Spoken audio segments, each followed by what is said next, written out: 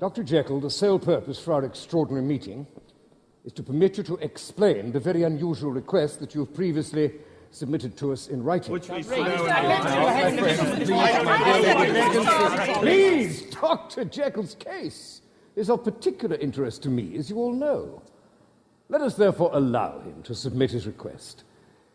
There's one last time. Distinguished governors, I'm obliged to thank you in advance for hearing me out in this matter of vital interest to any enlightened member of our society. Dr. Jekyll, let us dispense with the niceties and proceed with the matter at hand. Certainly, Mr. Stride. Forgive my good manners. Distinguished governors, in each of us there reside two separate natures, two distinct personalities. One dark, one light, one good, one evil. Now, it is the curse of mankind that these two extremes should be constantly at war. Henry,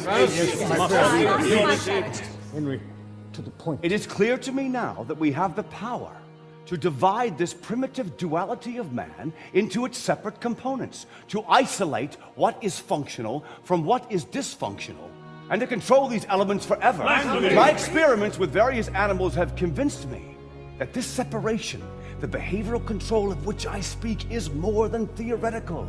It is achievable. I must now be permitted to test my formula and my theory on a human subject. What? A human soul? To be prodded and tested like a laboratory rat? Yes, madam.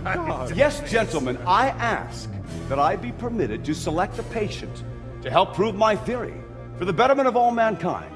A volunteer, I hope. A volunteer mental patient. Very good. A man whom society has already abandoned as hopeless, an inmate of this prison. Prison? No, Henry.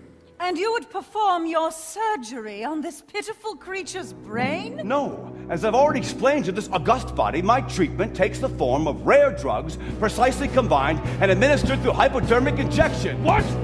There are 2 broken souls in 1,000 asylums left there to rot for the lack of a plan. In the name of compassion and medical science, I can save many lives if you give me one man. I tell you now, the church will never sanction it. Sacrilege, lunacy, blasphemy, heresy. They say you're treading on dangerous ground. In legal terms, I'd say extremely unsound. Your lack of humility strikes me as odd. What makes you think you have the right to play God? The bishop speaks for all of us when he says you're playing God. There's such a thing as ethics over which you ride roughshod. You're a doctor, not a savior. Dr. Jekyll for a start. But I judge from your behavior, you can't tell the two apart. Dear Mr. Stride, I am simply a scientist. I have a code to which I remain true. I don't presume to the stature of moralists. I leave pretensions like that, sir, to you. Henry, I've always encouraged your enterprise, and I've been hopeful that you would succeed. But given the problems my colleagues can visualize, I see no choice but for you to concede. I know my fate is yours to choose, but if I fail, the world will lose. When I am on the threshold of success, I beg you, governors, you must say yes. Dr. Jekyll, enough of your ranting, sir. This is a hospital here to save lives. Do you think we will let you play havoc with all the high principles towards which it strives?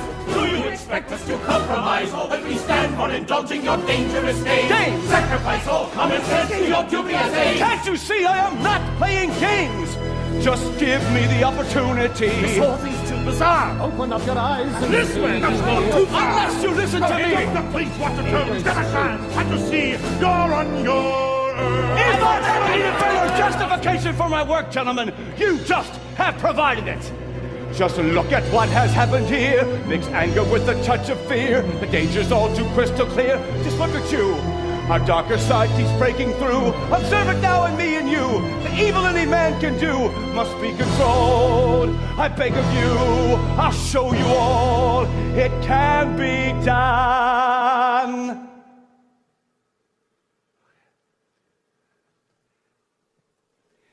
Here is a chance to take charge of our fate. Deep down you must know tomorrow's too late. One rule of life, we cannot rearrange.